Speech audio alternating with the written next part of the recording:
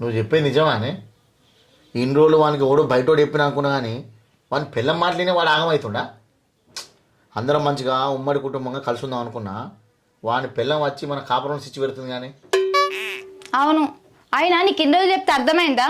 ఇన్ని రోజులు అంటూ ఊకున్నా కానీ ఇప్పుడు ఊకోను, అన్ని ఇస్తోటి పంచుకునుడే. నువ్వు ఎంత చెప్పినా ఏరు వాడితే నా మనసు ఒప్పలేదు.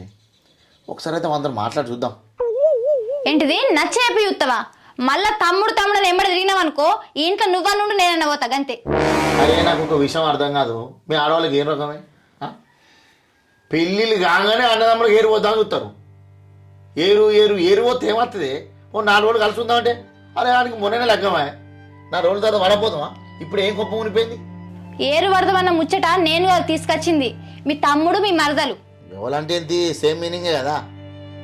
ఆయన నాకు ఇంకో విషయం అర్థం కాదు, పెళ్ళి కాగానే ఏరుకోవడానికి ఏమన్నా రాజ్యాంగం రాసిందో చెప్పు.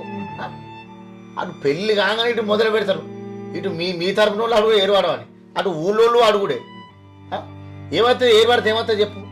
ఇంకా మీకు ఒక సపరేట్ రాజ్యాంగం ఉంటే మీరు ఆగపోతున్నారు, ఇంకా మొత్తం నాశనం చేసి గుండె చేసి ఆగం చెప్తు ఫ్యామిలీ.